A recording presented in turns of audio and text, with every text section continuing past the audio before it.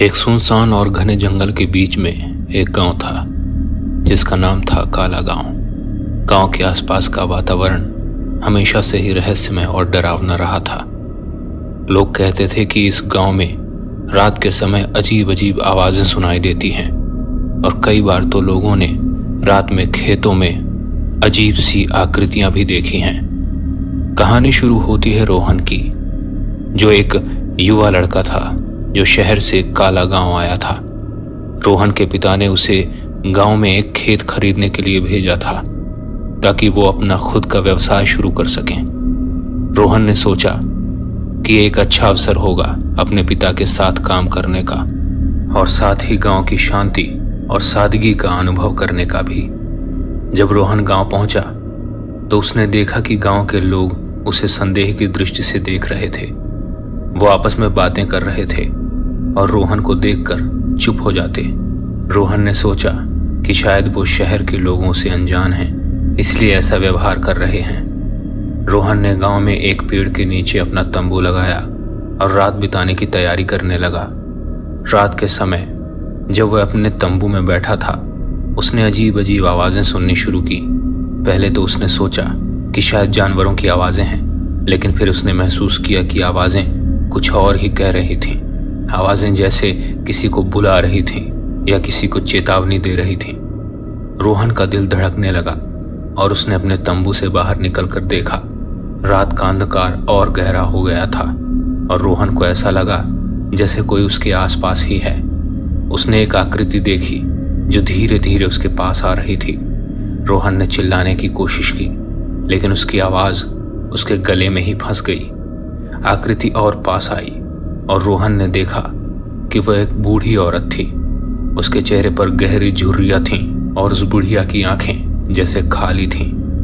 बूढ़ी औरत ने रोहन को देखा और धीरे से कहा, "यहाँ से चले जाओ, यहाँ मत रहो।" रोहन ने पूछा, "क्यों? यहाँ क्या है?"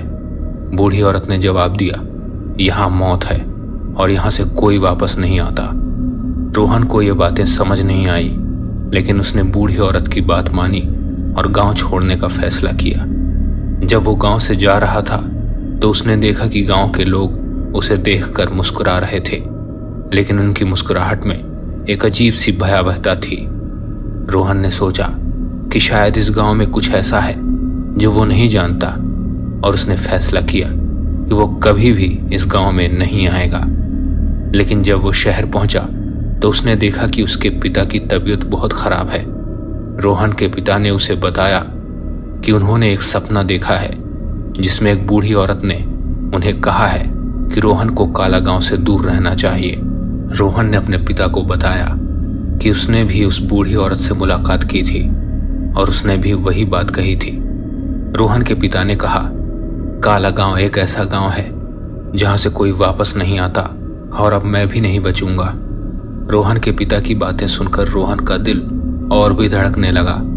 उसने सोचा कि शायद काला गांव की कहानी अभी भी खत्म नहीं हुई है और अब उसके पिता की जिंदगी भी खतरे में है। कुछ दिनों बाद रोहन के पिता की मृत्यु हो गई। रोहन ने सोचा कि शायद काला गांव की बूढ़ी औरत की बातें सच थीं और अब वह अपने पिता को खो चुका था। रोहन ने फैसला किया कि वो काला गांव जाएगा और उस बूढ़ी औरत से मिलेगा जो उसके पिता की मौत का कारण बनी थी। जब रोहन गांव पहुंचा तो उसने देखा कि गांव वीरान पड़ा था। उसने बूढ़ी औरत को ढूंढा, लेकिन वो नहीं मिली। उसने सोचा कि शायद बूढ़ी औरत ने उसे कोई संकेत दिया होगा, इसलिए उसने गांव के आसपास के इलाकों में खोज करना शुरू किया। उसने देखा कि एक पुराना मंदिर है जो जंगल के बीच में स्थित है। रोहन ने सोचा कि शायद बूढ़ी औरत उस मंदिर में होगी। जब रोहन मंदिर के पास पहुंचा तो उसने देखा कि मंदिर के दरवाजे बंद थे, लेकिन जब उसने दरवाजा को धक्का दिया तो वो खुल गए। रोहन ने मंदिर के अंदर देखा और बूढ़ी औरत को भी देखा जो मंदिर के एक कोने में बैठी थी। बूढ़ी औरत ने रोहन को देखा और कहा, "मैं जानती थी कि तुम जरूर आओगे। तुम अपने पिता की मौत का बदला लेना चाहते हो, लेकिन तुम नहीं जानते कि असली कहानी क्या है।" रोहन ने पूछा, "क्या है असली कहानी? तुमने मेरे पिता को क्यों मारा?" बूढ़ी औरत ने कहा, "मैंने तुम्हारे पिता को नहीं मारा, तुम्हारे पिता की मौत एक शाप के कारण हुई थी। इस गांव में एक शाप है जो हर किसी को अपनी चपेट में ले लेता है। जो भी यहाँ आता है वो वापस नहीं जाता। रोहन ने पूछा, क्या शाप है और तुम कौन हो? बूढ़ी औरत ने कहा, मैं इस गांव की रक्षक हूँ। मैं इस शाप को रोकने की कोशिश कर रही हूँ, लेकिन मैं असफल रही हूँ। ये शाप एक पुराने राजा के कारण आया था जिसने इस गांव को शाप दिया था। रोहन ने पूछा, क्या मैं इस शाप को तोड़ सकता हूँ? बूढ़ी औरत ने कहा, हाँ, तुम इस शाप को तोड़ सकते हो, लेकिन इसके लिए तुम्हें एक बड़ा बलिदान देना होगा। तुम्हें अपने जीवन को इस शाप के लिए देना होगा।